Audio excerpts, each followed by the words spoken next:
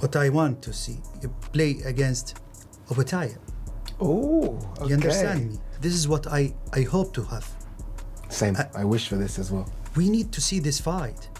Before, in our generation, we see all the greatest fighters. Heading towards that light at the end of the tunnel, you know, chasing that unification dream. And then once I've ticked that box, who knows what's next? You know what I mean? We either go heavyweight, we could get a super fight. Turki Alalshikh actually told me, you know, we get this mandatory out of the way, we fight for the WBC. Especially by a Jai Opetaia. I think Jai Opetaia beats Zurdo too. I think Jai Opetaia is the best cruiserweight in the world because he has power, he has the size, and he has the footwork. So no, I think it'll be career suicide, especially if David Benavidez wants to control these. He gonna beat Opetaia. See, Opetaia got good feet. Yeah, he can box, but he can be drugged into a fight. And if you know anything about David Benavidez, just like he did with Ramirez, he's the one of those guys that's gonna test your heart. He gonna test what you have in here. And once he go to Jai's and he tests what he has in here, Jai gonna lose it. Jai ain't gonna be boxing and moving around. Jai gonna be looking to fight. Jai gonna get tired too. Yeah, because Jai, if you look at the history of Jai Opetaia, he get tired. Turki Alalshikh's latest interview has sparked global boxing debate as David Benz and Jai Opetaia move closer to a massive showdown that could shake the sport, and according to Turki, Benz offered him several options, but he keeps pushing for the biggest challenges, and Opetaia stands out as the most compelling name available. His name is David's in America. He's from Harvard in the beginning, and he's close friends, and this is his job. And we together, he is all the time give me options, and I choose with him. Good names. Good names. You need to have, if you have good and big cards, you need to remember it with good names. Yeah. Similar what Ali and Fraser do, what Rumble Ali in the and Jungle. And Friend in Manila. Yeah, you understand. Fueling tensions between Mauricio Sulman and Turki as Opetaia revealed Turki told him the proposed Noel Melanian title defense for Benz is being removed. Turki Alalshikh actually told me, you know, we get this mandatory out of the way, we fight for the WBC, and then we go for the WBO and WA against Ramirez. And once that's done, he wants Benavidez to come up to cruiserweight and me and him fight. So these are the words that have come out of his mouth. So if this happens, it happens, but this is what I'm chasing. Is this decision right for Benz? And Gabe Rosado believes Benz should stay at light heavyweight, warning that Opetaia is a naturally bigger, stronger athlete whose size and physical tools create serious danger. I like the fight with Bivol now while it's still hot, while Bivol's still in his prime, and then Beterbiev. Beterbiev, I like. He's just older. I think right now Bivol would be good, and we know that Benavidez has been calling out Canelo. Who knows if that would ever happen? But if he were to make a statement and beat Bivol, I don't think anybody would kind of be like, hey, we still need that Canelo fight, because it's like, what more do you need to see? While others focus on future super fights, Rosado sees Dimitri Bivol as the smarter target, arguing a statement win there could answer every remaining question. The fight with Bivol now while it's still hot, while Bivol's still in his prime, and then Beterbiev. Beterbiev, I like. He's just older. I think right now Bivol would be good, and we know that Benavidez has been calling out Canelo. Who knows if that would ever happen? But if he were to make a statement and beat Bivol, I don't think anybody would kind of be like, hey, we still... But if he were to make a statement and beat Bivol, I don't think anybody would kind of be like, hey, we still need that Canelo fight, because it's like, what more do you need to see? And while Sofia Gutierrez believes Benavidez should keep chasing the biggest names available, including Opetaia Bivol, and even Error Beterbiev, the debate over his next move continues to grow, and with all eyes on the Mexican monster, Gabe Rosado offered a cautionary view on a potential clash with Beterbiev, and according to Rosado, that matchup presents a unique level of danger, comparing Bet's challenge to the kind of problems Alexander Usyk would create for Benavidez. Way up to 200, weighing in at 196, 197. I think he should just focus on the fights, whether it's Jai, whether it's Dimitri, whether it's Beterbiev. But all I know is that a bunch of casual fans are now tuned in to Benavidez because you just hear the Canelo, but it's like, hold up, Mexico still got some more fighters. It's true, it's true. And look, and you said that the Beterbiev fight, you feel that he's old or whatever, but Beterbiev is in his he's 40 now, right? 41. But listen, 40. he's a different type of, you know, he's just like Usyk. Usyk's up there, almost 40.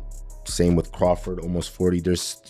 Switching gears, Gabe Rosado not only identified Opeta as one of the biggest threats facing Benz, but also urged him to pursue a showdown with Dimitri Bivol to strengthen his legacy, and at the same time Rosado remains intrigued by a battle with Archer Beterbiev, viewing it as an all-out war between two aggressive fighters, and he believes Beterbiev's fight-changing power makes the matchup especially dangerous, warning that a single shot could completely alter the course of the contest. A guy like Beterbiev, where he has that one-punch power, now he might have something to keep Benavidez honest, and I think that'll work for him. So that's the matchup I'd rather see, is Beterbiev and Benavidez. I think that fight right there is like a crazy war. And where would you want to see that fight? Would you want to see it in the States, or we know that a lot of fights are being taken overseas, right? Yeah, Vegas. That fight got to be in Vegas. You know, I think with Benavidez headlining Cinco de Mayo, you know, it's like, why go and do that fight elsewhere? You need to keep it in Vegas. He's building up the fan. With Turkey pushing forward a potential mega fight, the stakes around Benz's next move have never been higher, and as opinions continue pouring in, Ben Whitaker urged Benz not to remain at cruiserweight for too long, warning that future weight adjustments could become increasingly difficult, and Whitaker also pointed to Dimitri Bivol as the fight he most wants to see as for the ongoing excuses and negotiations surrounding top matchups, and he dismissed them as politics, suggesting they only fuel speculation about what Benavidez might accomplish inside the ring. I don't know if it will happen because Benavidez looks big, man.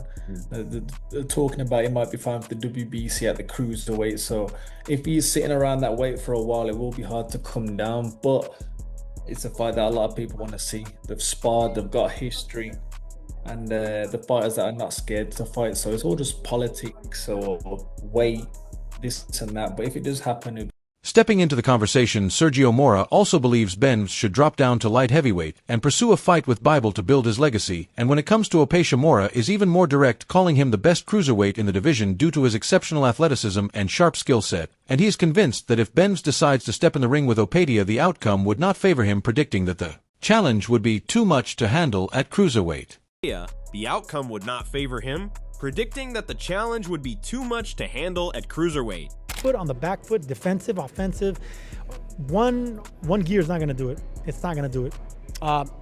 One thing that Benavidez said is that after this fight, he plans to go down in weight and face Dimitri Bivol, who's coming back against Michael Eifert, defending his titles. Look, on paper, great fight. But when I hear that, my mind immediately goes to the great Roy Jones Jr., who jumped up in weight to heavyweight. Going further, Sergio Mora believes it would be a premature career setback for Benz to step inside the ring with Opetaia, calling it a dangerous move at this stage, and Chris Manx disagrees, arguing there are still real chances for Benavidez to win, which sparks a heated debate between the two, and standing firm, Mora doubles down on his stance, explaining that Opetaia is not only a threat to Benz, but to everyone in the cruiserweight division due to his elite skill and timing, I think, for that fight. So we didn't go all the way up into the 200s for that fight. Came back down after that to fight at light heavyweight and was never the same fighter. Now, some people will say he was trending towards that way anyway because he was a little bit older at that time, but there's something that you lose when you go up this much in weight and then come back down in weight. If you were advising David Benavidez and Benavidez beat Zurdo Ramirez, would you say stay at cruiserweight, try to unify the division, fight Jai Opetaia, or would you say go back to light heavyweight and face Dimitri Bivol? Go back to light heavyweight because you're not going to be a cruiserweight. You're not going to be a cruiserweight in size, in power. You did something great by going up and capturing a world title if he does win against Zurdo.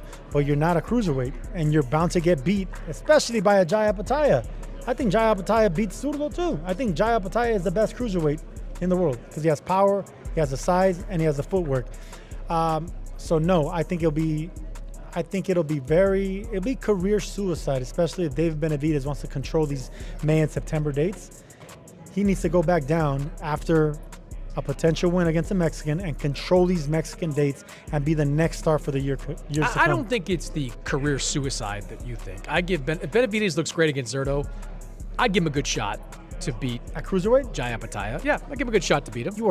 That's probably one of the most dumbest, most ignorant things you. So you think that Jai would have cleaned Zurdo's clock too? Jai cleans. Highlighting why he feels so strongly, Sergio Mora says his professional experience tells him Opetaia is a real danger for Benavidez right now, and he insists the risk is too high based on what he has seen at elite-level competition. And on the other hand, Chris Manx pushes back, arguing that Opetaia still needs more fights against top-level opponents to truly prove his worth, and Manx believes Moa's assessment is slight premature and does not fully match the current reality of the division.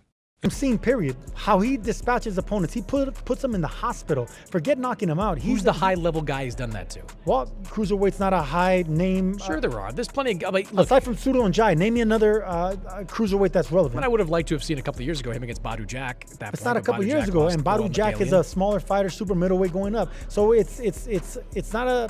Benavidez is 6'3". He's a big guy, right? And like, he's always been a big guy. I don't think he's as overmatched as you do against Jai Opetaia. Not that I disrespect Jai, just I have not seen it yet against high-level guys. He didn't get Brandon Glanton out of there. Like, I'm just saying, like, I need to see more. On the other hand, Tim Bradley delivers a brutal reality check warning that Opetaia could be pulled into a deep physical fight if he faces Benavidez, and he believes Opetaia's boxing skills are solid early, but questions how he handles sustained pressure over time, and Bradley points out that Benavidez has a proven ability to break opponents down and test their will once the fight turns into a war, and he adds that if fatigue becomes a factor, the momentum could quickly swing in Benavidez's favor. Yeah, he beat Opetaia. Oh, I'm a double down. He gonna beat Opetaia. I double down on that one.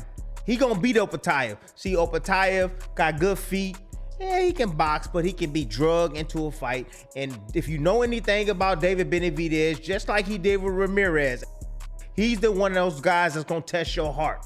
He gonna test what you have in here. And once he go to Jai's and he tests what he has in here, Jai ain't gonna be boxing and moving around. Jai gonna be looking to fight. Jai gonna get tired too. Yeah, because Jai, if you look at the history of Jai Opetaia, he get tired. Yes, he gets tired, period. And I stand on that.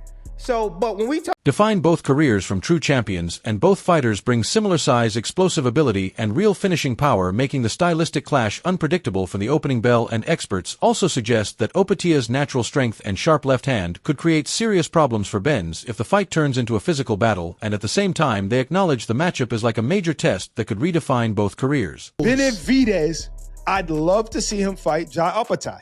I'd love to see that. Two men, same size, crazy ability, both of them. Blood, shaky legs. There's so many things I see happen in that fight. Jai's a monster, and his left hand is explosive. So if anybody can hurt David Benavidez, trust me, it's this guy. And he's a big guy. Now, it's adding another perspective that fuels the debate even further. Australian Fox Sports senior writer and boxing commentator Peter Battle delivers a strong assessment of Benavidez's performance levels, and he praises Benavidez for his relentless pressure, sharp combinations, and ability to overwhelm elite opponents, describing him as a fighter who can break down world-class resistance with constant output. However, he questions how those traits translate at the very top of higher divisions, and while acknowledging his dominance and physical strength, he suggests elite champions bring a different level of danger and pace, and he also states Opetaia would not beat Benavidez at this stage.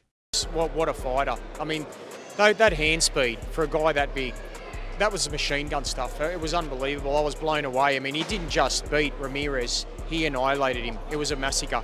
And I really think right now, if I'm setting a betting market, I don't think Jai Opetaia beats Benavidez on that performance. I'd love to see Jai win because we're Aussies. We want to see the Aussie win. And Jai is a magnificent cruiserweight. But gee, what I saw of Benavidez, the step up in weight didn't bother. As the thoughts come from Chris Manx, who says Opetaia still needs to prove himself against Bum Smith before stepping into the ring with Benavidez, and Bum himself addresses this matchup, and he views that matchup as the real test to measure where Opetaia stands in the division, and while many believe Benavidez has the stronger chances overall, Smith points out Opetaia's win over Benavidez as proof of his elite level, and he also notes Opetaia's inside power as a dangerous weapon, adding a more balanced outlook on both fighters and their potential clash. Benavidez has a good punch output. It's so hard to know until you see him at cruiserweight. I think things can change. People can put the weight on in the wrong way. I'm not saying he will, but people can just not have as much effect at a higher weight because they're still big punches. They still got a higher punch output, but people can absorb more, and because they're just bigger men. Jai's not the biggest cruiserweight, but he's still a fully fledged cruiserweight and has proven himself at cruiserweight, beating Bill Lum Smith views this matchup as a highly competitive, grueling fight that could stretch into the later rounds where endurance and grit become decisive, and he believes Opetaia would eventually take control just as he did in the late rounds against Benavidez, and in his eyes the pressure and pace would slowly break the rhythm of the opponent, allowing Opetaia to pull away as the fight deepens, and he adds that while the early stages may be tight, the championship rounds would favor Opetaia's strength and conditioning. A really interesting fight, and I think